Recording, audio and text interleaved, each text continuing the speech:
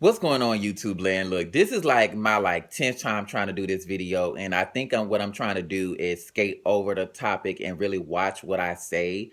Um, but I'm like, fuck it. It is what it is. I'm just gonna let you have it, and you just decide how you gonna take it and how you gonna move forward. Um, I am 39 years old. When I was 21, 22, I decided to come out the closet, and I remember the statistics then. They were saying that for a black gay male, by the time you're 30, you're going to contract the HIV virus, and by the time you're 40, you will be dead. And that's not the case on neither part. I pride myself of being negative and staying that way. At Tennessee State University, when I came out, I had a friend by the name of Kenneth Taylor's, which is my baby till this day. We don't talk as much, but I still have respect for him just because of the things that he taught me in the lifestyle.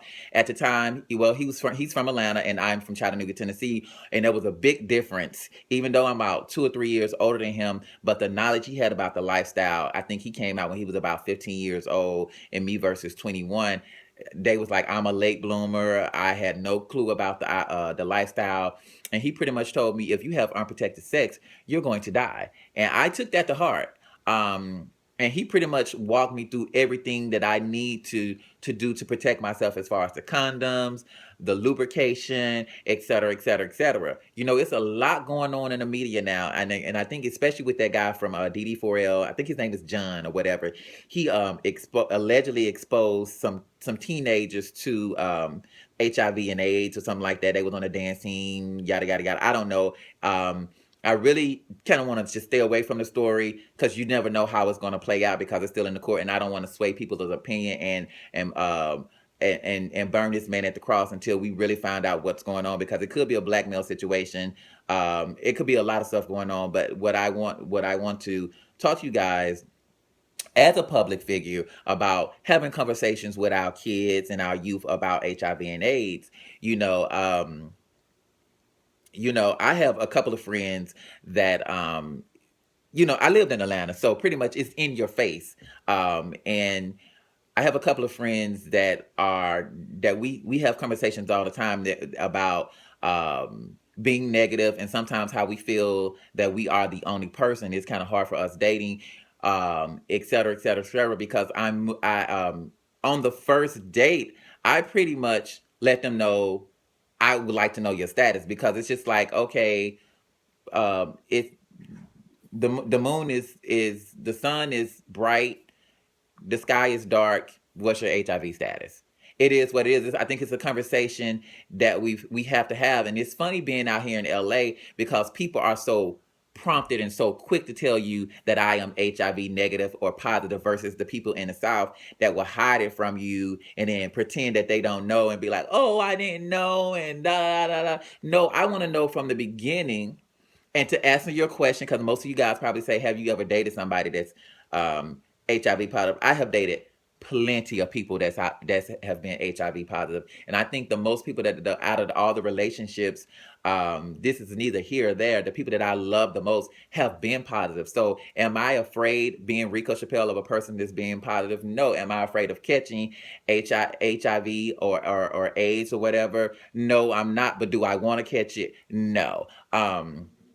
And I'm kind of bouncing all over this story, because, like I said, it's like the 10th time me trying to tape it, because I've been trying to skate over the subjects, and try to be real sensitive about people. But actually, at the end of the day, this is my story. If you like it, if you like it, check like. If you don't like it, log off the motherfucking channel and don't come the fuck back. Okay. But my point is to educate people about the virus, and and I really want to hear you guys comments,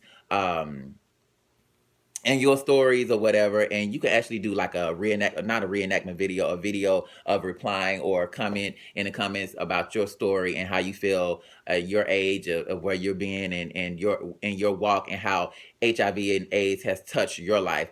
And like I think I mentioned earlier, shit, because I'm all over the place. Three of my friends from Tennessee State University have lost their lives due to HIV and AIDS, and I actually dated one of them, when I was in college, and just to hear the stories and things that went on while we was in college, and how people laughed at me because I didn't want to attend the pride events. I remember my aunt saying, promising me that, watch your drinks and don't do drugs and don't do that, and I stayed away from all that. And not saying that if you do those things you're going to contract, but when you do those things, it kind of cloud your judgment on certain things. So being drunk in a certain situation, you may be somewhere, and you may get raped. So I think the main responsibility of this video is to talk to our kids about how to stay negative, um, and have that open conversation with your partner, about their status. It's just simple as that. And this is going to be like a part 5 series about, and I think I want to give you guys stories of my interaction with my exes that have been positive. And many of us are still friends to this day, and some of us don't even talk. But I think each walk is different, and I proud myself of being young at 39, educated black man that just happened to be gay. And in 2016, I am proud to say I am negative. I plan on staying that way. Um, so I want to hear you guys' questions, your comments of anything that you possibly have in mind.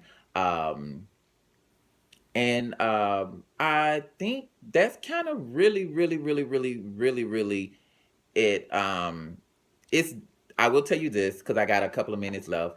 It's so different from being in Atlanta all those years, and it was so taboo. And being out here, just being so liberated, and a person you can actually have a candid conversation about their HIV status, and someone being more opted to tell you their status versus down south. And when the story hit on the news about the guy from DD4L, Bring It, it was it was really crazy. And I'm like, people in 2016 are still being private with their and not disclosing their HIV status, and it is just illegal to lay down with somebody and not let them know. So let me hear your thoughts, and we're going to continue this another time. And I hope you like it. Happy Friday, and I'll see you guys next Wednesday with another story time. And I got a good story, honey, because my neighbors are prostitutes, bitch. And I got to tell you this, what happened the other night, honey. They don't trick somebody out of their money, and they went crazy. Child, so happy Friday, and I'll talk to you guys later. Bye.